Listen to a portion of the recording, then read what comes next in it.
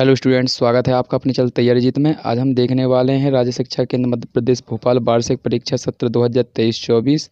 विषय सामाजिक विज्ञान, कक्षा 8। पूर्णांक 60 नंबर का होगा। समय अवधि आपको 2.5 घंटे की मिलेगी।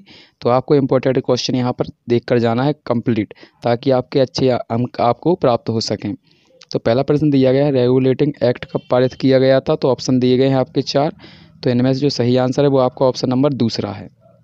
इसके बाद दूसरा क्वेश्चन दिया है, निम्न में से कौन सा नवीनीकरण संसाधन है, यानी जिसे दोबारा से बनाया जा सकता है। ऑप्शन है कोयला, पेट्रोलियम, प्राकृतिक गैस या फिर वायु ऊर्जा। तो इसका सही आंसर हो जाएगा वायु ऊर्जा।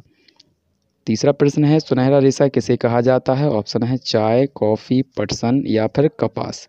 तो इसका सही आंसर हो जाएगा आपका पटसन।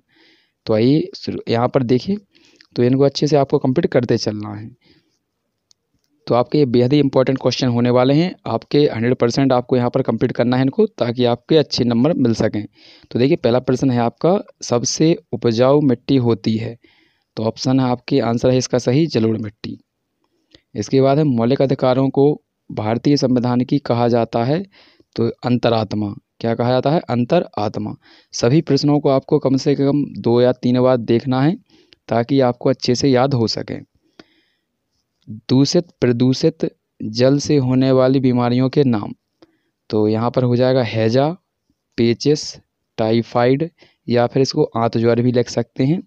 इसके बाद गिनी कृमि रोग आदि। इसके बाद अगला है आपका, झोंका भट्टी क्या है।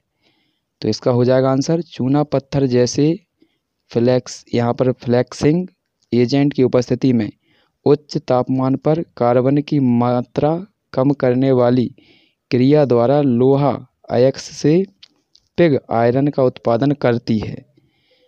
तो ये अच्छे से पढ़ लीजिएगा। इसके बाद अगला क्वेश्चन दिया गया है, ये रहा 5वां आपका। तो इसमें है रबी फसलों के नाम लिखना है। तो रबी की फसलों के नाम लिखना है, लेकिन हमने यहाँ पर परिभाषा भी लिख दी इसकी। ये फसलें अक्टूबर नवंबर के महीने में बोई जाती हैं और मार्च अप्रैल में काट ली जाती हैं, जैसे गेहूं, चना, मटर, सरसों आदि। यदि आपको क्वेश्चन आए कि रबी की फसल किसे कहते हैं, तो आपको ये परिभाषा यहाँ से यहाँ तक लिखनी है।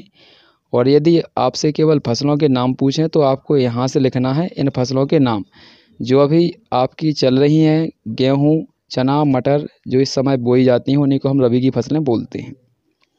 इसके बाद 6वां प्रश्न है, धर्मनिरपेक्षता क्या है। तो इसका आंसर यहाँ पर दिया गया है, राज्य शिक्षा। यहाँ पर राज्य द्वारा किसी एक धर्म का पक्ष लिए बिना सभी धर्मों का सम्मान करना ही धर्मनिरपेक्षता कहलाता है। इसके बाद अगला क्वेश्चन दिया गया है 7 आपका, झूम खेती में बीज बोने के तरीकों को क्या कहते हैं।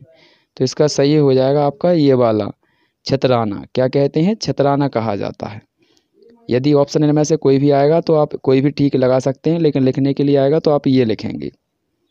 इसके बाद अगला क्वेश्चन दिया है 8वां, कुछ समय के लिए बिना खेती छोड़ दी जाने वाली ज़मीन को क्या कहते हैं। तो यहाँ पर सही हो जाएगा आपका प्रतिभूमि। क्या कहते हैं? प्रतिभूमि। आपसे निवेदन है कि आप वीडियो को 2 या 3 बार देखें, ताकि आपको अच्छे से प्रश्न याद हो सकें। इसके बाद 9वां प्रश्न है, बहुत पुरानी मिट्टी को क्या कहा जाता है।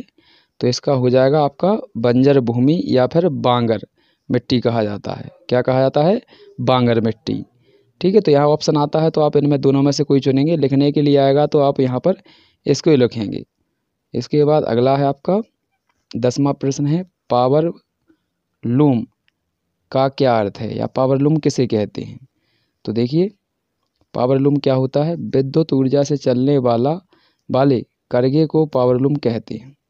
तो ये करघा होता है जो गांधी जी चलाते थे पुराने टाइम पर, उसी को बिजली से चलाने वाले जो करघा होता है उसी को क्या बोलते हैं? पावर लूम कहते हैं, जो कपड़ा बनाने के लिए धागों को मिलाता है।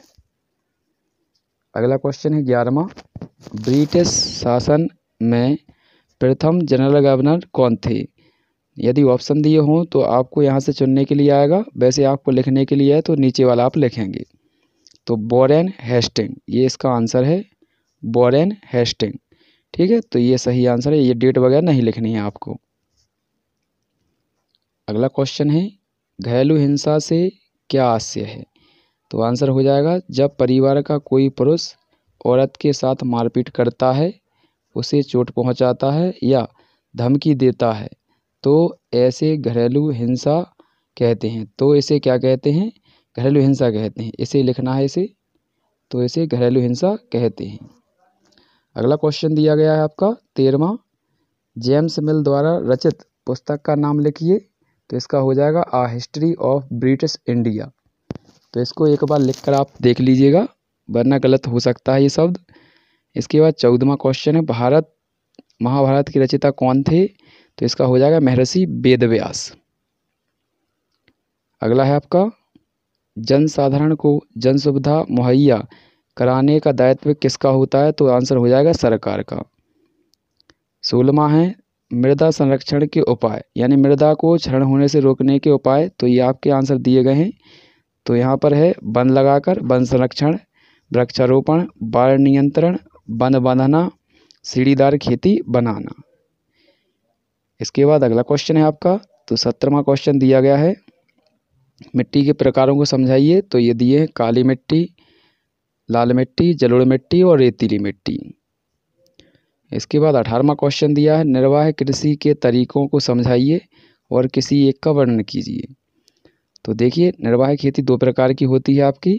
पहली होती है गहन निर्वाह खेती और दूसरी होती है आदिम निर्वाह कृषि। कृषि और खेती एक ही होती है। इसके बाद हम हेडिंग डालेंगे आदिम कृषि। तो ये हो जाएगा, इसके अंतर्गत आदिम कृषि दो प्रकार की होती है, एक स्थानांतरण खेती, एक पशुपालन। अब हम इसको डालेंगे हेडिंग इसकी। तो स्थानांतरण खेती के अंतर्गत लिखेंगे, इसमें वृक्षों को काटकर निकाली गई भूमि को कृषि योग्य बनाया जाता है। इसके बाद अगला क्वेश्चन दिया है, निर्वाह खेती किसे कहते हैं, या फिर निर्वाह खेती से आप क्या समझते हैं?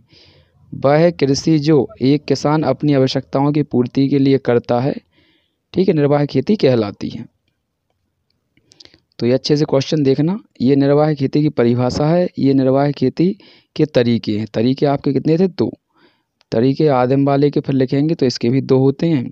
इसमें हम स्थानांतरण खेती की परिभाषा लिख देंगे, तो ये क्वेश्चन का कंप्लीट आंसर हो जाएगा। अगला है आपका 20वां, क्या दिया गया है, सबसे उपजाऊ मिट्टी कौन सी है, परिभाषित कीजिए। तो यहाँ से डालेंगे जलोढ़ मिट्टी हेडिंग।